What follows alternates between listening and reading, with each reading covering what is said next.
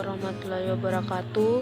Perkenalkan, saya Wody Yusdiawati dengan nomor NPM 0319013339. Di video kali ini saya akan membahas tentang sistem organ pada manusia dan hewan.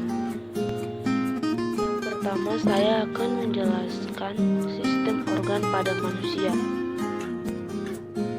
Sistem organ pada manusia merupakan sekumpulan organ yang saling mendukung dan bekerja sama agar tubuh tetap berfungsi sebagaimana semestinya. Organ adalah kumpulan jaringan yang memiliki satu fungsi atau lebih. Berdasarkan letaknya, organ tubuh terbagi menjadi organ dalam dan organ luar. Jantung, ginjal, lambung, dan usus merupakan beberapa contoh organ dalam tubuh. Sedangkan contoh organ luar tubuh adalah hidung dan kulit. Berbagai jenis organ ini saling bekerja sama dan membentuk suatu sistem organ pada tubuh manusia. Berikut sistem organ pada tubuh manusia. Yang pertama, sistem rangka. Sistem rangka berfungsi memberi bentuk tubuh, melindungi organ lunak dalam tubuh, menyimpan cadangan mineral, tempat pembentukan sel darah, tempat melekatnya otot. Yang kedua, sistem otot. Sistem otot berfungsi membantu pergerakan tubuh, menentukan postur tubuh, menyimpan glikogen. Sistem pencernaan. Sistem pencernaan berfungsi mencerna dan menyerap sari-sari makanan serta memanfaatkannya dalam proses fisiologis sistem organ. Yang keempat, sistem pernapasan. Sistem pernapasan berfungsi mengambil O2 atau oksigen dari luar dan mengeluarkan CO2 atau karbon dioksida dari dalam tubuh, menghasilkan energi dari hasil metabolisme. Yang kelima, sistem sirkulasi.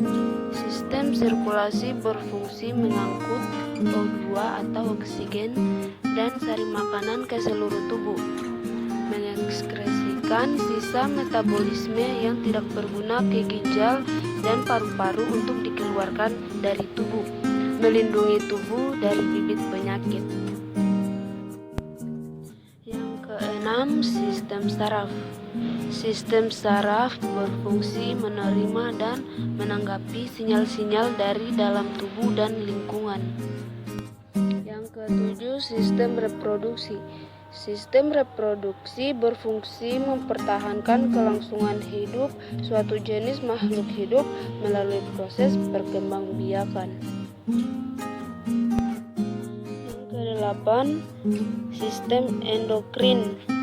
Sistem endokrin berfungsi memproduksi hormon yang diperlukan untuk menjaga kelancaran proses metabolisme tubuh. Yang kesembilan, sistem ekskresi. Sistem ekskresi berfungsi mengeluarkan sisa-sisa metabolisme yang tidak digunakan lagi oleh tubuh, menjaga keseimbangan cairan sel dengan lingkungannya. Sistem organ pada hewan sapi. Berikut sistem organ pada hewan sapi. Yang pertama, rongga mulut. Rongga mulut merupakan tempat masuknya makanan dan diolahnya proses pencernaan makanan. Yang kedua, esofagus atau kerongkongan.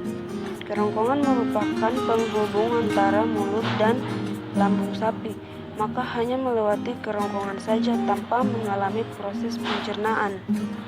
Yang ketiga, rumen atau perut besar. Rumen berfungsi menampung makanan yang ditelan sapi. Rumen juga membantu menguraikan makanan. Yang keempat, retikulum atau perut jala. Perut jala berfungsi mencampur makanan sehingga berbentuk gumpalan-gumpalan kasar. Kemudian makanan didorong kembali ke mulut. Yang kelima, omasum atau perut buku. Perut buku kuku berfungsi mencerna makanan secara kimiawi, mengurangi kadar air. Yang keenam, abomasum atau perut masam. Abomasum berfungsi mencerna menggunakan enzim dan asam klorida. Sari-sari makanan yang diserap dan diedarkan ke seluruh tubuh dan diubah menjadi energi. Yang terakhir, makanan memasuki usus halus.